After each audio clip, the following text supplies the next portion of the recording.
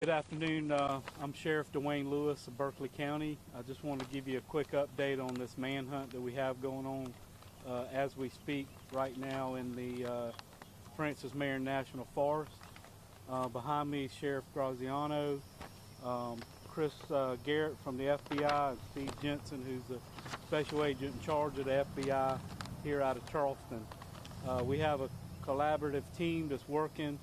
I have over 100 law enforcement officers from all over the low country that are here, and I'll give you some of those names shortly. But at approximately 11 a.m. This morning, Berkeley County Sheriff's deputies encountered a suspicious suspect on a bicycle. We had received a call from on Halfway Creek Road near Southampton Road that the individual matched the description of Michael Burham, who is wanted, that I know y'all are all familiar with. My sheriff's deputies had him on the side of the road. They were asking questions. He was being real evasive, and at that point they determined that he was actually the suspect that all the law enforcement agencies in the low country are looking for. We had a brief foot pursuit with him in the woods here in the Francis Marion National Forest. At one point we did deploy a taser. He did escape from the immediate area, so we have since brought in all the assets that the FBI, SLED, North Charleston, Charleston County Sheriff's Office, and the list goes on. I'll tell you that he's a white male, age 35, 5'9", 150 pounds. He was last seen wearing blue shorts and a gray shirt. He is in the wooded area, in that general area right now. Murder out of Jamestown, New York. Sexual assault out of New York, and 2 victims of kidnapping in Pennsylvania. Y'all are familiar with the story. The victims in the kidnapping was dropped off in North Charleston, which is where we received the information that he may be in the area. So I'm asking the public to be on the lookout for this considered armed and dangerous individual. Right now he was last seen in the area of Halfway Creek Road and Southampton Drive. So if y'all know anything about the Francis Marion National Forest, it's a large area, and we have a lot of assets here. We're not stopping. We're going to keep on going. We got command posts set up. We have air assets from Charleston County Sheriff's Office. SLED has also brought their helicopter down here. The FBI is sending another team with air assets for us, and we have, again, a lot of people on the ground out here.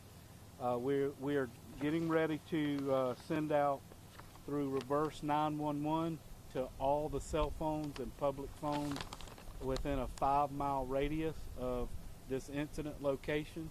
So when you see that on your phone, you know what it's about. If anybody sees this individual, if they get a phone call or anything from anybody about his whereabouts, please call us.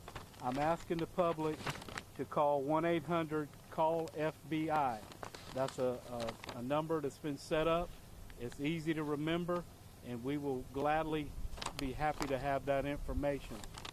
For any of the other information, I'll ask my friends here at the FBI if they want to say anything. Can I ask one thing before you go about the encounter that your deputies had? Did they get body cam, dash cam? Is there any video of the suspect? Yes, there's body cam, and we're having trouble downloading it because we're in a remote location, so we're working on that as we speak. Hope to get that to you as well. But the photographs that the FBI has and all the law enforcement agencies have is fairly spot on. He does have more facial hair than he does in that earlier picture that you have. So we're going to be talking about releasing that latest picture, I think, here in just a little while. but as soon as I can get the body cam video, I'll get it to you. And Sheriff, quick question. Do you know why the deputies didn't put him in cuffs or search him when they encountered him? Well, and immediately when they encountered him, they were only operating off of reasonable suspicion, and he gave a false name and a date of birth. While they were looking that information up on the computer, the sergeant drove up and had the photograph on his phone and made that identification.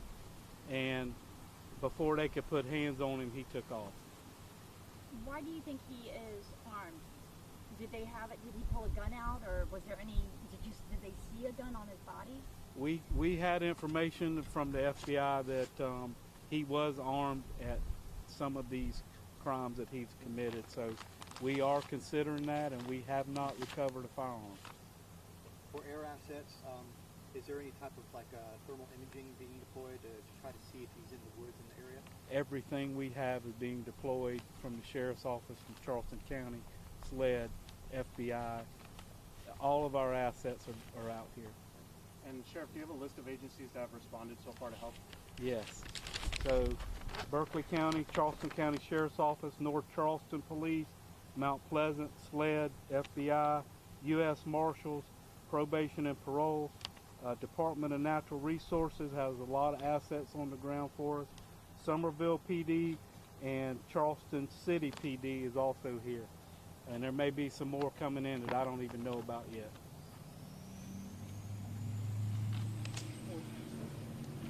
All right, good afternoon. As the sheriff mentioned, it is an active fugitive investigation, and just a reminder to the public that fugitive cases are unpredictable because of the nature of the fugitive. A reminder that he is considered armed and dangerous based on information we had from the victim kidnapping that he's not still armed, and if the public sees him, not to approach him but to notify law enforcement by either calling 911 or 1-800-CALL FBI, and law enforcement will respond appropriately. An additional note, any additional press briefings will come from either the sheriff or myself for any updates to the status of this investigation, and I think the sheriff is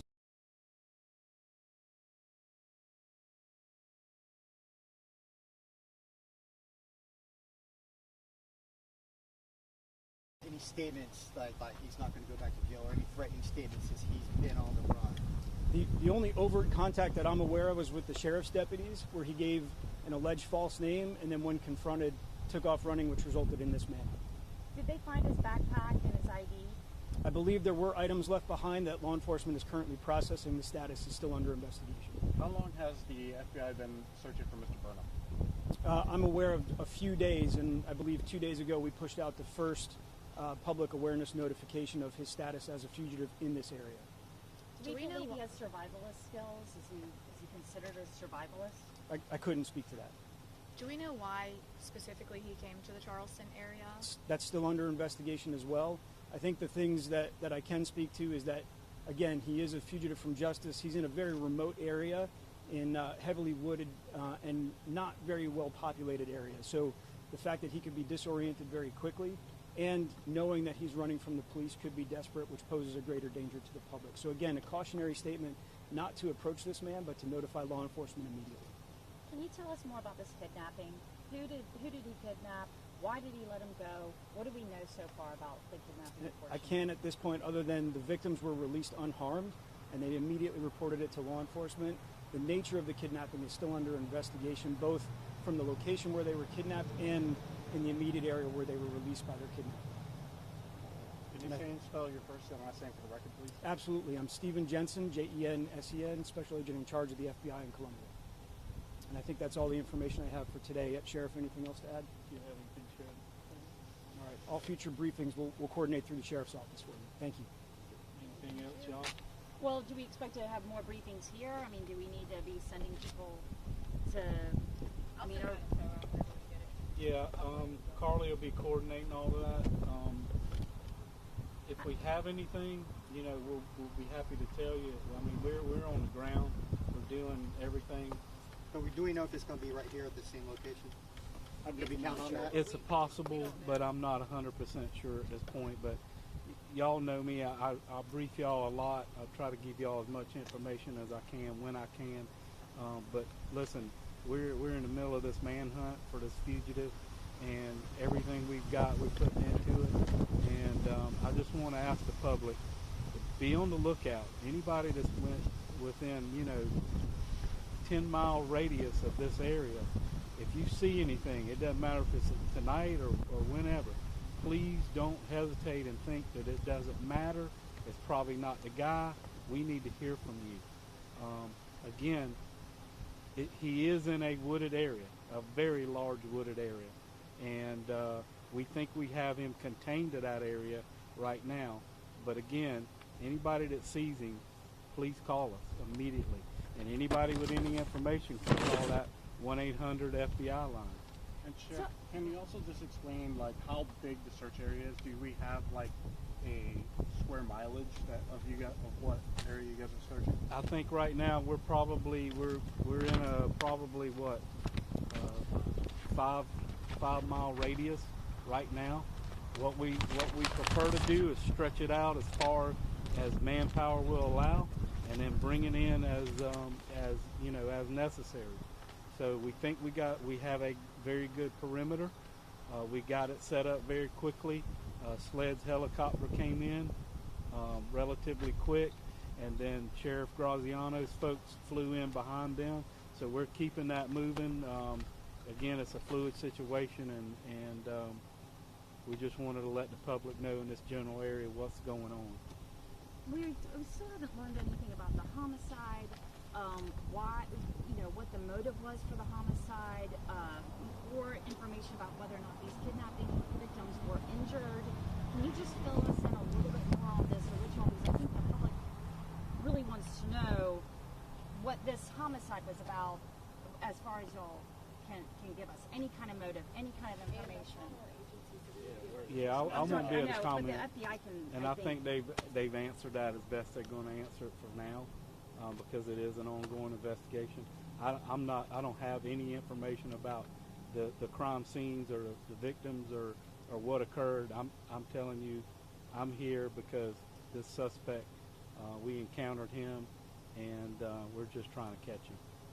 Could you fill us in on any more with the kidnapping victims, whether or not they were injured? So I already stated once, the kidnapping victims were released without injury. The nature of the kidnapping is still under investigation, so more details won't be forthcoming at this point. And as far as the original charges on the homicide, that's handled by a local police department out of our Buffalo field office. We were notified that the fugitive fled the area, and we engaged to obtain a federal warrant for unlawful flight to avoid prosecution. That's when the FBI became involved. Those are the charges that we were initially looking at him for and trying to locate him.